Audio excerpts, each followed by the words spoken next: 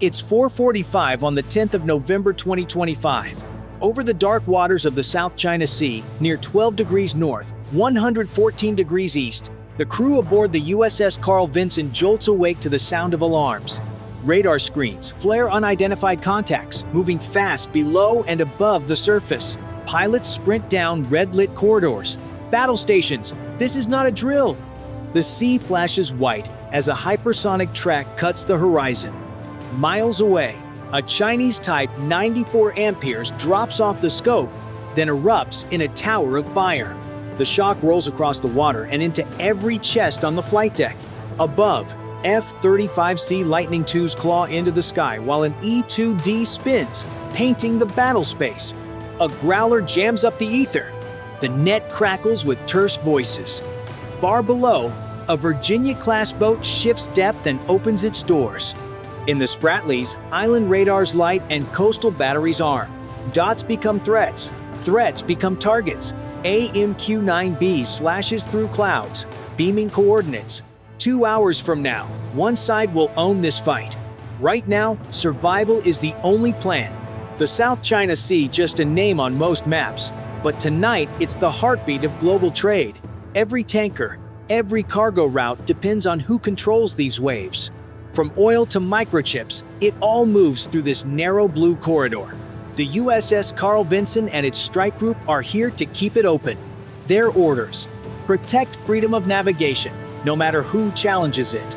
Across the horizon, Chinese destroyers and island garrisons watch every move. For Beijing, these waters are home turf guarded by radar towers, missile silos, and hardened bunkers on artificial reefs. For Washington, they're international lanes that must never be closed. 2 flags, 2 visions, 1 ocean. At 5, the situation turns from tension to open fire. The F-35C lock onto launch signatures from Fiery Cross Reef, and the first strike is authorized.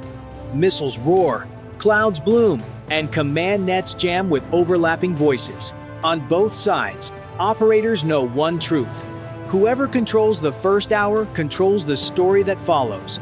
Back on the carrier, deck crews refuel and rearm as the wake glows under jet exhaust. Below the thermocline, a Virginia-class shadows hostile traffic, while Tomahawks sit in cold standby. Overhead, an E-2D deconflicts lanes. A growler scrubs enemy eyes.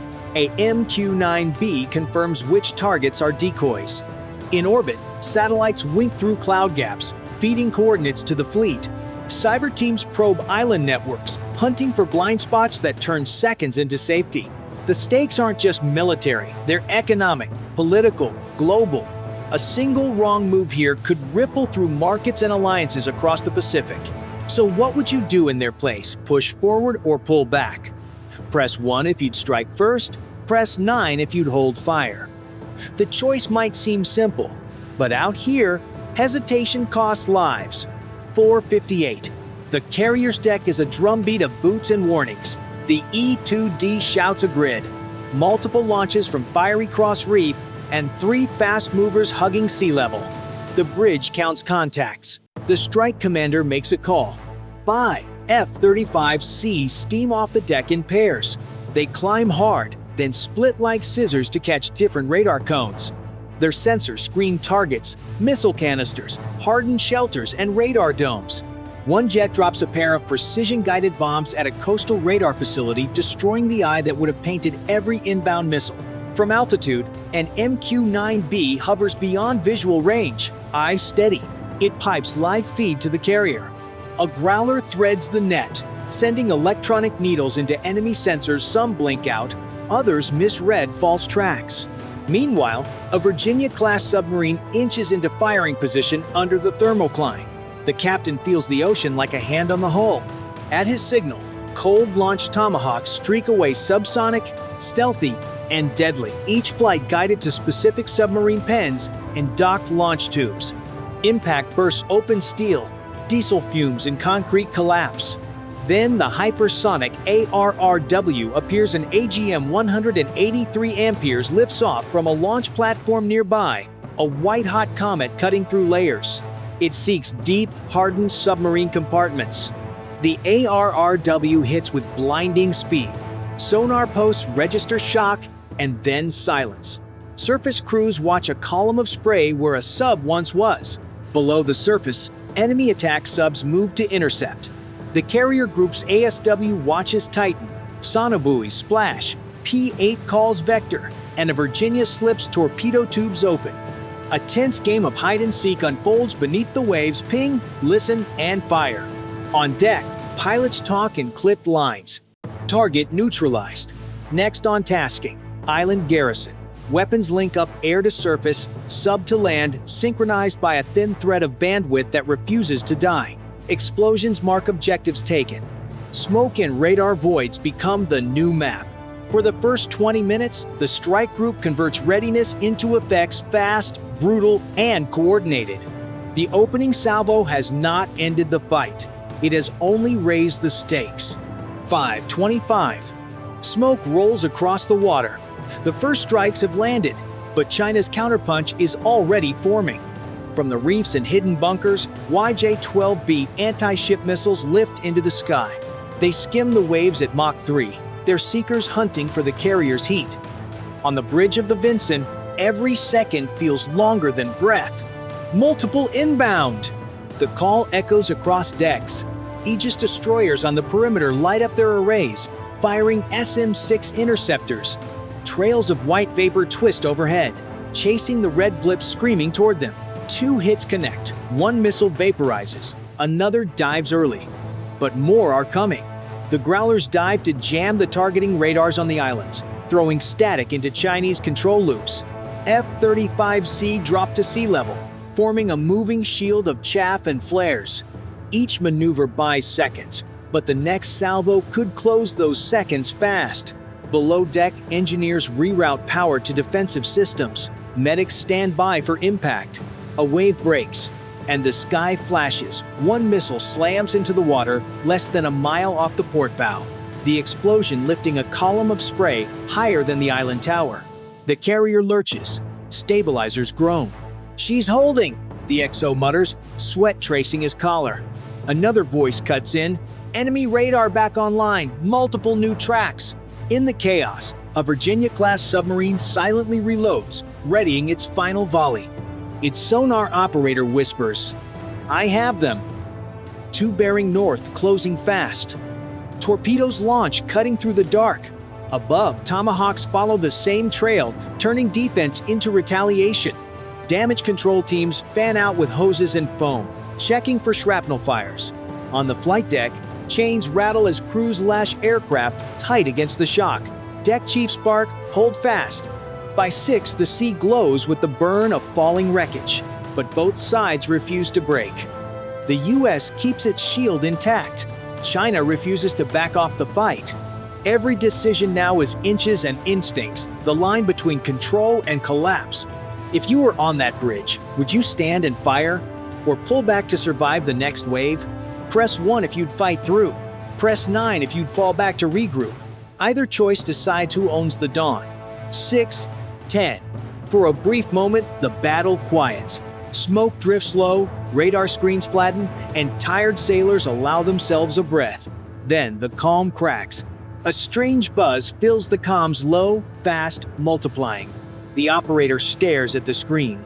"They're not missiles," he says slowly. "They're drones." Dozens of unmanned surface and aerial vehicles burst from the haze, darting across the sea. Small, agile, almost invisible on radar, each one carries an explosive charge big enough to cripple steel. The Chinese fleet has shifted strategy. No more heavy missiles. This is a swarm strike, built to overwhelm, confuse, and break rhythm. F-35C peel off and engage, their cannons ripping through the first wave. Sparks trail behind shattered rotors. But for every drone destroyed, 2 more slip through the defense grid. Aegis destroyers struggle to track them. Their algorithms falter under sheer volume. Deck crews hear the thump of close impacts, the rattle of shrapnel against hull plating. A Growler surges forward, flooding enemy control signals with noise. The E-2D spins faster, desperate to separate friend from foe. On the sea surface, MQ-9B dive low, hunting the fast movers with laser designators. Below, A Virginia-class sub deploys decoys to hide the fleet's acoustic trail. One drone finds a gap. It slams into the destroyer Hopper's stern, carving a hole through the hangar deck. The explosion ripples outward, rocking nearby ships. Damage control scrambles, medics sprint through smoke and alarms. The sea, once an orderly grid of command, has turned into chaos, metal, code, and willpower colliding at once. What began as a duel of firepower has become something new. A battle to stay human in the middle of the machine storm. 6:35. The ocean is burning. Trails of smoke stretch for miles, glowing orange beneath the morning haze. The carrier Vincent turns hard into the wind, launching another wave of F-35C with barely a minute between takeoffs. On deck, crews move like clockwork. Fuel, arm, launch, repeat. Down below, sonar screams again. Torpedo in the water! The call blasts through the ship's corridors. A Virginia-class sub dives deeper, releasing countermeasures like silver bubbles, twisting the torpedo's brain with false echoes. Seconds stretch, then detonation. The water erupts, the hull groans, and pressure gauges quiver. "We're still here," the captain breathes. On the surface, tomahawks lash back at enemy strongholds. Fiery Cross Reef vanishes behind columns of dust and flame. The reef's radar dies, its comms go silent. Above, an E-2D Hawkeye tracks the last remaining contacts, 2 destroyers and a handful of drones circling the wreckage. The Growlers go in first, flooding frequencies with electronic static. F-35C follow through the gaps, guided by whispers from the AWACS crew. One pilot dives low, hugging the waves, releases a precision strike, and pulls hard into a vertical climb. The blast erases what's left of a Chinese launcher. The pilot's voice cracks over comms. Splash 1 battery, but the battle isn't over. One more contact appears, an enemy Type 93B attack submarine, breaking formation and surfacing just long enough to fire. 2 anti-ship missiles leap from the water, spiraling toward the Vincent. Intercept! Intercept! The bridge roars. Aegis locks on. SM-6 streak upward, leaving white scars in the sky. One missile connects mid-air, bursting the threat apart. The second keeps coming. On deck, the failing CIWS opens up a torrent of 20mm shells, cutting the sky into ribbons. The missile disappears in a fireball less than half a mile out. Shrapnel rains across the deck. Sailors duck behind bulkheads. The last echoes fade into the wind. The horizon, once filled with motion, now lies still, smoke rising in lazy plumes. The radio quiets, replaced by the sound of seawater against steel. For the first time in 3 hours, no alarms sound. The crew stands in silence, eyes fixed on the burning dawn. The sea is theirs, but it doesn't feel like victory, only survival. 7:45. The horizon glows dull red, the smell of burnt fuel and salt hanging heavy in the air. The battle for the Spratlys is over. The Vincent drifts at reduced speed, her deck scorched but alive. Below deck, exhausted sailors patch holes, treat burns, and count names. In the hangar, damaged F-35C sits silent, paint blistered from heat. Across the sea, 5 Chinese submarines lie broken on the seabed. Radar silence confirms what everyone already knows: Beijing's island garrisons are gone. For the first time in years, the South China Sea is quiet. But it's not peace, just a pause between storms. Command confirms the tally: 5 submarines destroyed, 1 carrier group intact, over 700 enemy troops neutralized. The cost is measured in fuel, steel, and sleepless eyes. The crew of the Vincent stands on deck, watching the horizon brighten. They know this victory doesn't end the story, it only shifts it. In Washington, analysts call it a turning point for multi-domain strike. 2025 proof that coordination across air, sea, and cyber can rewrite deterrence. In allied capitals, shipping insurers breathe again. In Beijing, planners redraw maps and responses. Neither side claims defeat. Both prepare for the next test. Above the wreckage, satellites pass silently, mapping scars of the morning. From orbit, the battle looks small, just a few dark smudges on endless blue. But for those who fought, every second will echo for the rest of their lives. Logistics nets spool back up, spare parts fly in, medevac birds spin, and deck crews sweep brass into drums. Tankers edge in beyond the haze, testing the lane under AWACS cover, cautious, tight, but moving again. War isn't about who fires first, it's about who learns faster.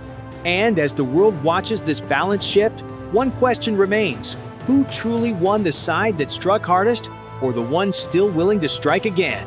Press 1 if you believe the US secured dominance. Press 9 if you think the next battle will tell a different story.